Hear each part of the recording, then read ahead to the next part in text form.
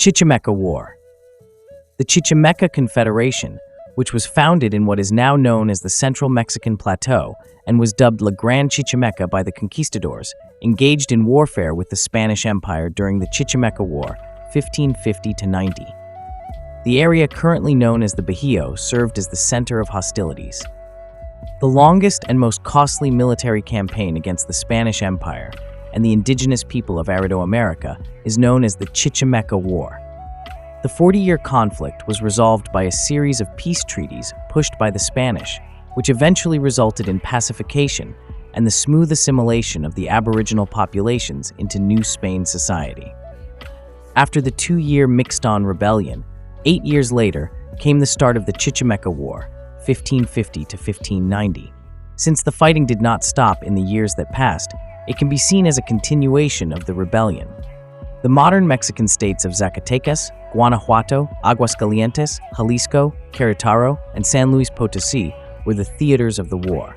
On September 8, 1546, indigenous people living close to Cerro de la Bufa in the future city of Zacatecas presented several pieces of ore rich in silver to Spanish explorer Juan de Tolosa. The silver strike quickly became known throughout New Spain. Many Spaniards moved from southern Mexico to the modern city of Zacatecas in the center of La Gran Chichimeca, driven by the desire for rapid wealth. The mines of Chalchihuites, Avino, Sombrerete, Mazapil, Fresnillo, and San Martin were soon established. The Spanish incursions on the sovereign ancestral lands of the Chichimeca Nations caused them great resentment. Soon after, Spanish soldiers started to raid native lands to capture slaves for the mines. Through the Chichimeca lands, new roads were constructed from Querétaro and Jalisco to supply and communicate with the mines in and around Zacatecas. Chichimecan warriors targeted the roadside caravans carrying goods to make money. The vast desert basin that stretches from what is now Saltillo and Durango in the north to Querétaro and Guadalajara in the south was home to the semi-nomadic Chichimecas people. The Chichimecas subsisted mostly on hunting and gathering within this roughly 160,000 square kilometers, 62,000 square miles region.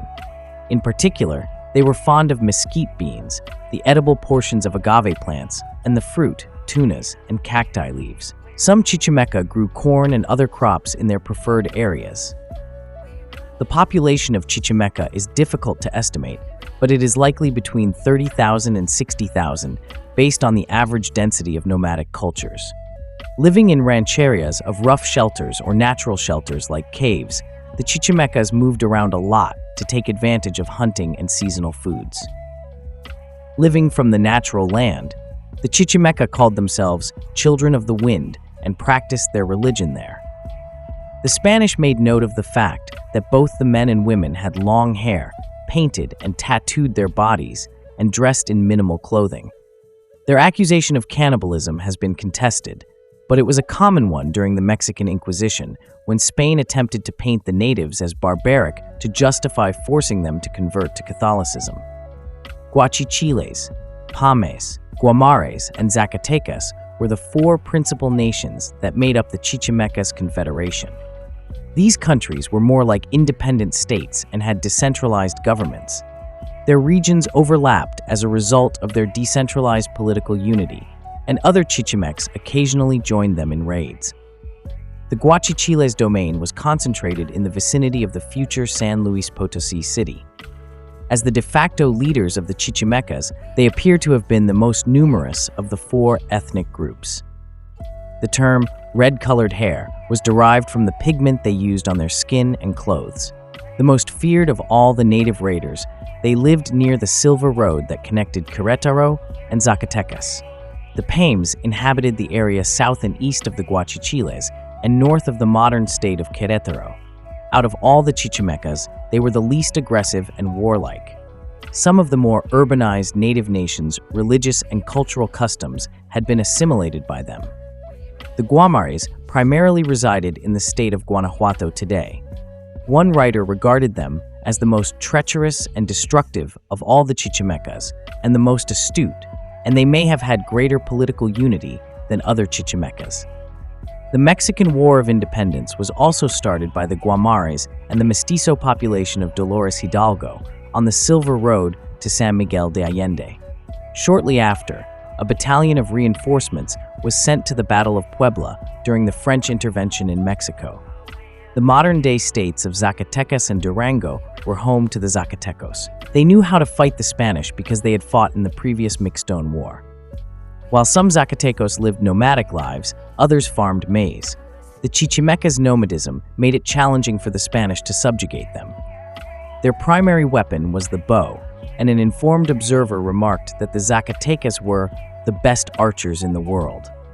Their arrows were long and thin, made of reed, and tipped with obsidian, a volcanic rock sharper than a modern razor. Their bows were short, typically measuring less than 4 feet in length.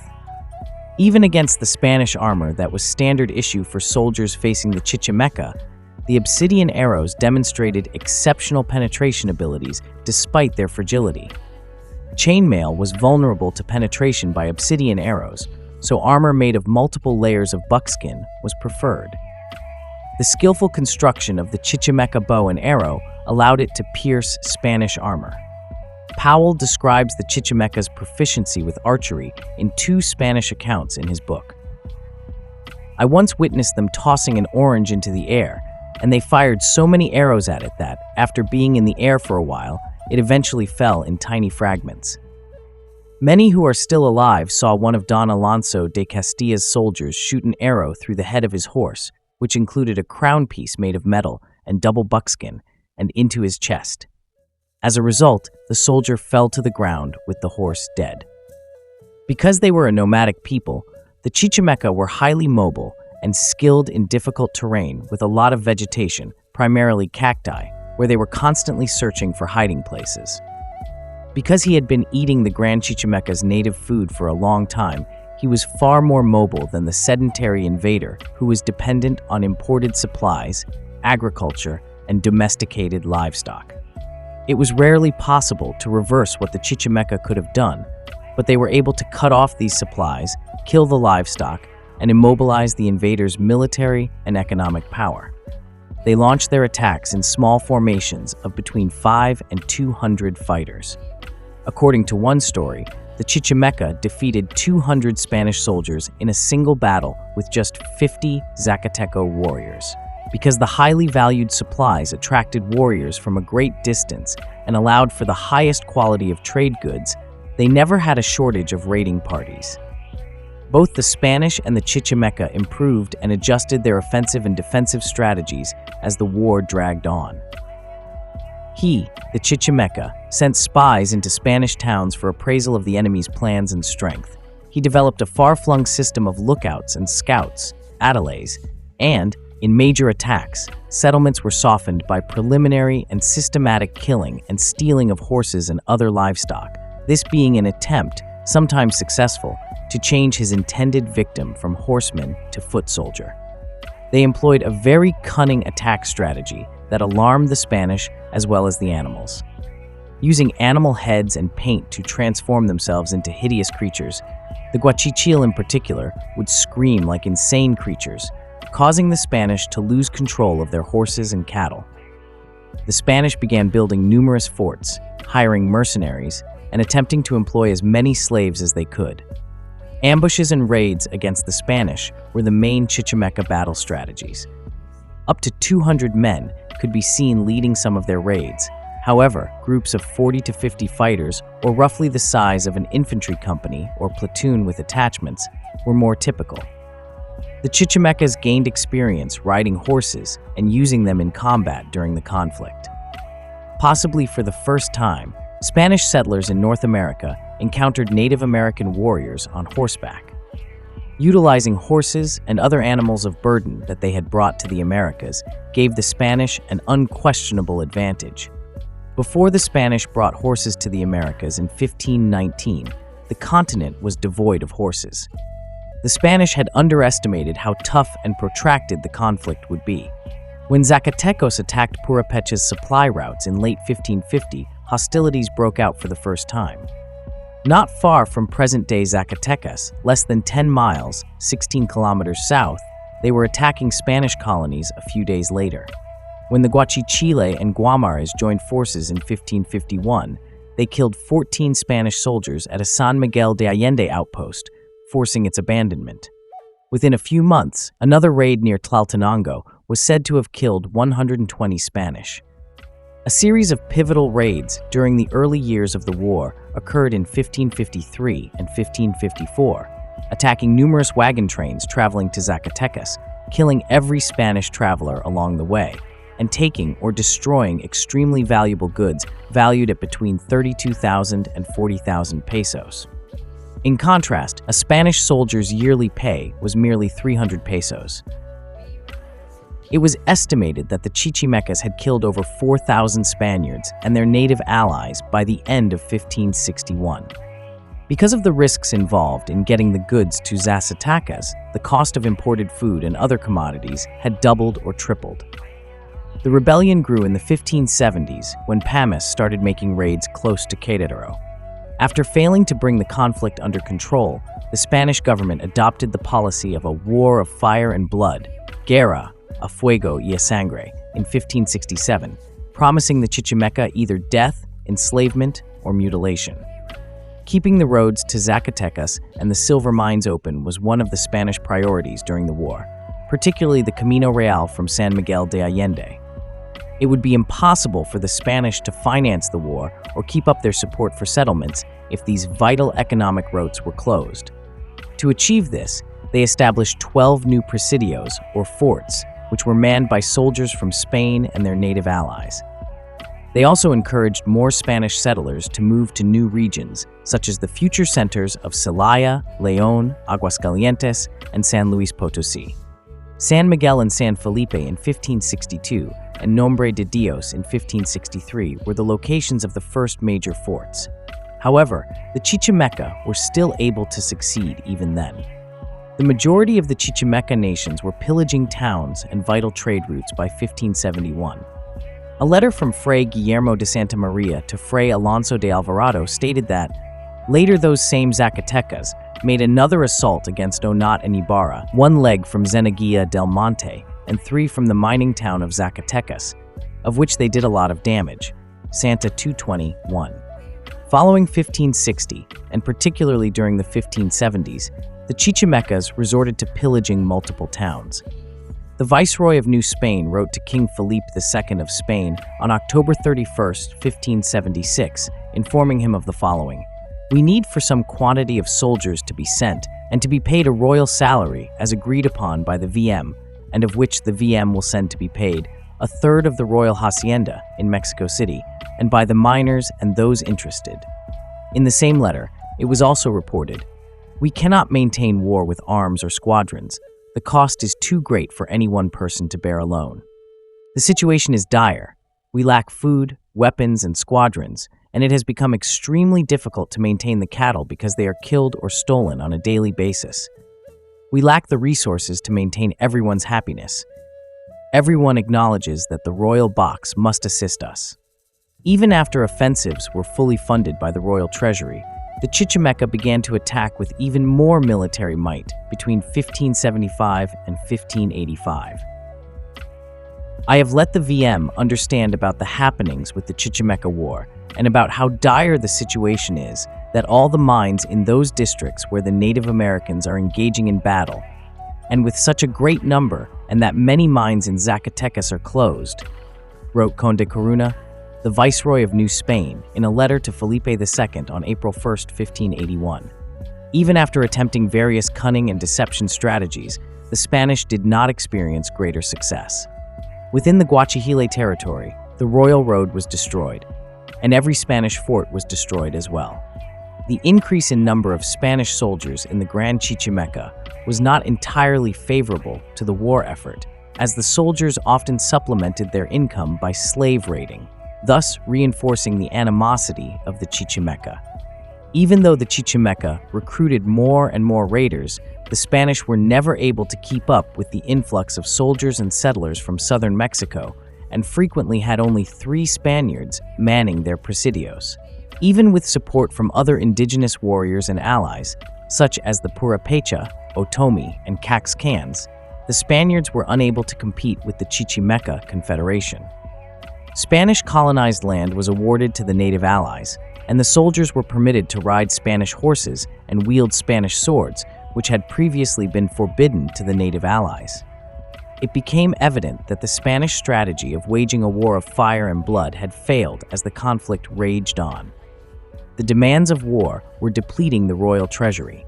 Those who had previously backed the war of fire and blood, such as churchmen, were now doubting the strategy. The war was perceived as a result of Spanish mistreatment and enslavement of Chichimeca women, children, and men. Against the Augustinians and Franciscans, the Dominicans declared in 1574 that Spanish aggression was the cause of the Chichimeca War and that it was unjust. To buy peace from the Chichimeca and integrate with them, the Spanish started to alter public policy to put an end to the conflict. A Christian remedy for the war was proposed by the Bishop of Guadalajara in 1584. It called for the construction of new towns manned by priests, soldiers, and ally Indians to progressively convert the Chichimecas to Christianity. Following this notion in 1586, Viceroy Álvaro Manrique de Zúñiga instituted a policy of expelling a large number of Spanish soldiers from the frontier because they were seen more as provocateurs than as healers. Through gentle persuasion, the viceroy initiated negotiations with the leaders of the Chichimeca tribe, securing for them land, tools, food, and clothing. He banned more ineffective military operations. A captain of Guachichilean and Spanish ancestry named Miguel Caldera was a driving force behind these negotiations. The Spanish launched the Purchase for Peace program in 1590 and carried it out for several decades, sending large amounts of goods north to be given to the Chichimecas. For the first time in 40 years, the viceroy pronounced the program a success and the roads leading to Zacatecas safe in 1590. The next action took place in 1591 when a new viceroy named Luis de Velasco convinced 400 families of Tlaxcalan Indians, longtime Spanish allies, to found 8 settlements in the Chichimeca region with assistance from people like Caldera. They taught the Chichimecas farming and animal husbandry, and they served as Christian role models for them. The Tlaxcalans gained concessions from the Spanish in exchange for their relocation to the frontier, including land grants, tax exemptions, the ability to bear arms, and 2 years' worth of supplies. The Spanish also ordered the arrest of Gaspar Castaño de Sosa and members of the Carabajal family to reduce slavery on Mexico's northern frontier. Their strategy included converting the Chichimeca to Catholicism as a key component. To help with the pacification effort, the Franciscans dispatched priests to the frontier. The majority of the Chichimecas progressively became sedentary, Catholic, or at least nominally Catholic as a result of the Purchase for Peace program, which attempted to reduce the rate of hostilities. 4 elements made up the evolving Spanish policy of peace with the Chichimecas: negotiating peace treaties, embracing rather than pressuring natives to convert to Catholicism, pushing native allies to colonize the frontier as role models and examples, and supplying food, other necessities, and tools to potentially hostile natives. This set the standard for Spanish policy regarding the assimilation of indigenous people on their northern frontier. The mainstays of the peace purchase policy would last for almost 300 years, but their effectiveness would be called into question by future threats from hostile Indian tribes like the Apaches and Comanches. Before and during the Mexican War of Independence, the majority of the Chichimeca people changed their ethnic identities over time, became more integrated into the Catholic community, and became more part of the mainstream society. A significant portion of the Guachijil population from La Montesa to Milagros moved to the territories of California, Colorado, and Texas, as well as to the larger cities of Zacatecas or Aguascalientes. It is thought that the Guachichiles are the ancestors of the Wixárika or Huichols. Approximately 20,000 of them reside in a remote region near the borders of Jalisco and Nayarit. Their language, religion, and culture have all been successfully preserved Wixárika, and they are renowned for their conservatism. The majority of the 10,000 or so Pame language speakers in Mexico live in Santa Maria, Acapulco, which is part of Santa Catarina municipality in southeast San Luis Potosí. Although they are nominally Catholic and conservative, the majority of them continue to follow their traditional religious practices. In the state of Guanajuato, there is another group of approximately 1,500 Chichimeca Honas.